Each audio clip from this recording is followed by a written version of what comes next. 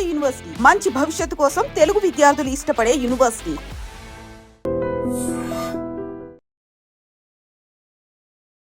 షిల్లాంగ్ దంపతుల హనీమూన్ కేసులో మిస్టరీ వీడింది. భార్య సోనంనే మర్డర్ ప్లాన్ వేసినట్లు పోలీసులు తేల్చేశారు.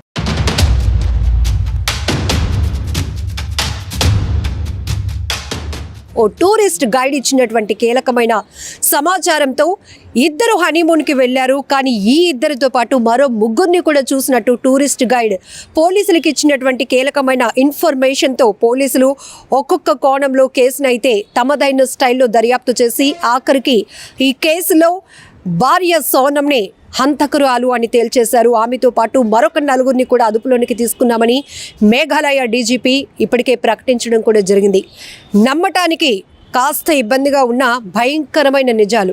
ఒక్కొక్కటి ఇలాంటి నేర ఘటనలలో ఎక్కువ శాతం కేవలం భార్యాభర్తల మధ్య జరుగుతున్నటువంటి హత్యలు, ఆత్మహత్యల విషయంలో ఎలా సినిమాటిక్ ప్లాన్స్ జరుగుతున్నాయంటే ఇక్కడ హనీమూన్ కపుల్ హనీమూన్కు వెళ్ళి అదృశ్యమైన తర్వాత ఈ కేసు చాలా సంచలనంగా మారింది. ప్రతిరోజు కూడా ఈ కేసుకు సంబంధించిన అప్డేట్ కోసం చాలా మంది వెయిట్ చేస్తూ ఉన్నారు.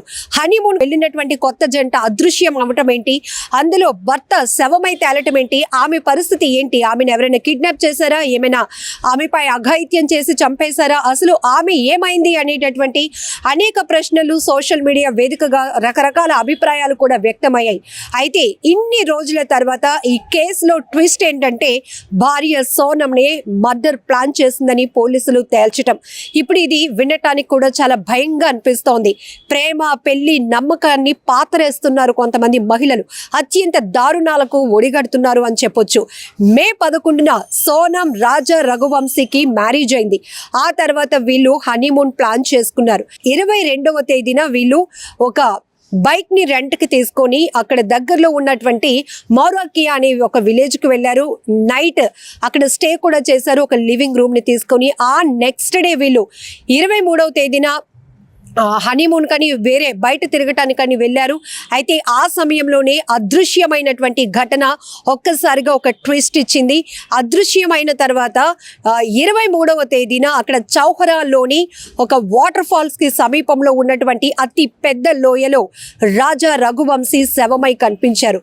ఆ తర్వాత సోనం ఏది, ఎక్కడికి వెళ్ళింది, ఆమెను ఎవరైనా కిడ్నాప్ చేశారా, ఆమెపై ఎవరైనా అఘాయిత్యానికి పాల్పడ్డారా, భర్తను అత్యంత దారుణంగా అక్కడ చంపేసి ఈమెను ఏం చేశారు అనేటటువంటి రకరకాల కోణాలు. ఎందుకంటే అక్కడ అనుమానించడానికి ఆస్కారమే లేదు. ఎందుకంటే కొత్తగా పెళ్ళైంది, హనీమూన్కి వెళ్ళినటువంటి జంట అదృశ్యమైన తర్వాత ఒకరు మళ్ళీ అందులో హత్యకు గురి కావటం, ఇంకొకరు మిస్ కావటం, ఇదంతా కూడా రకరకాల కోణాల్లో పోలీసులు అయితే తమదైన స్టైల్లో విచారించారు. ఆఖరికి 23వ తేదీన సోనం, రాజా రఘువంశీ ఇద్దరు కూడా కనిపించారు. వీళ్లతో పాటు మరో ముగ్గురిని కూడా నేను చూశాను అంటూ అక్కడ టూరిస్ట్ ఒక గైడ్ ఇచ్చినటువంటి సమాచారంతో ఆ డాట్స్ అన్ని లింక్ చేస్తే ఆఖరికి ఇన్వెస్టిగేషన్ లో ఈ స్కెచ్ వేసింది, మర్డర్ ప్లాన్ చేసింది భార్య సోనమే అని పోలీసులు నిర్ధారించారు.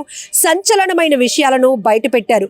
ప్రస్తుతం ఆమెతో పాటు ఆమె బాయ్ ఫ్రెండ్ ఎవరైతే రాజ్ కుష్వాహా, తనను కూడా అదుపులోనికి తీసుకున్నట్లు తెలుస్తోంది. ఇక్కడ మనం చూడొచ్చు వివాహేతర సంబంధాలు ఎంత భయంకరమైన పరిస్థితులకు దారి తీస్తున్నాయంటే హత్యలు చేయటానికి కూడా ఎవరు వెనకాడలేనటువంటి పరిస్థితి.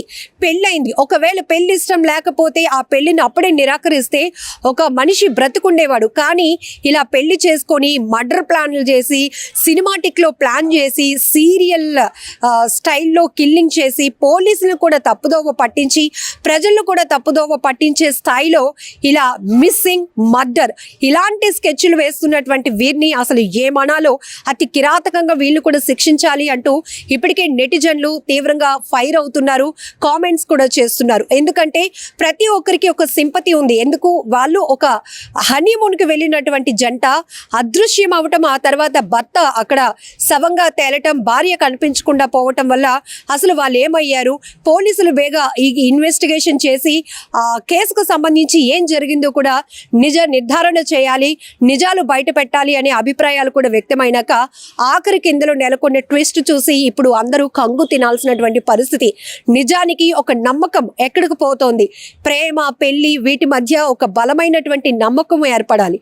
అప్పుడే ఇద్దరు మనుషులు వాళ్ళ జీవితాన్ని ఎంతో సుఖంగా, హ్యాపీగా ముందుకి లైఫ్ని లీడ్ చేయగలుగుతారు. కానీ అవేమీ లేవు. కేవలం వారికి నచ్చిన వాళ్ళ కోసం కట్టుకున్న వాళ్ళని కూడా అంతమొందించడానికి ఎంత భారీ ఎత్తున స్కెచ్ వేస్తున్నారు. ఇక్కడ సోనం తన భర్తను చంపడానికి, కొత్తగా పెళ్ళైనటువంటి జంట తన భర్తను చంపడానికి సుపారీ కూడా ఇచ్చినట్టు కూడా పోలీసులు నిర్ధారించారు. ఇప్పుడు ఒక రకంగా చెప్పాలంటే కేసు ఇన్వెస్టిగేషన్ లో పోలీసులు కూడా ట్విస్ట్ల మీద ట్విస్ట్లు ఫేస్ చేసి ఉంటారు. ఎందుకంటే వాళ్ళకు కూడా షాకింగ్ నిజాలు. సో ఇప్పటి వరకు ఆమె ఏమైంది అనే కోణంలో ఒక మిస్సింగ్, అదృశ్యం కేసుగా వెలుగు చూసినటువంటి షెల్లాంగ్ లో దంపతుల హనీమూన్ కేసు, ఆ తర్వాత ఇది ఒక మర్డర్ ప్లాన్ అని, ఆ మర్డర్ చేసింది కూడా మర్డర్ ప్లాన్ మొత్తం దీనంతటికి ప్రధాన సూత్రధారి భార్య సోనమే అని తెలుసుకున్న తర్వాత ఒక రకంగా పోలీసులు కూడా షాక్ గురయ్యారు. ఇప్పుడు నెటిజన్లు కూడా ఈ కేసుకు సంబంధించి ఆసక్తికరమైనటువంటి కామెంట్స్ కూడా చేస్తున్నారు.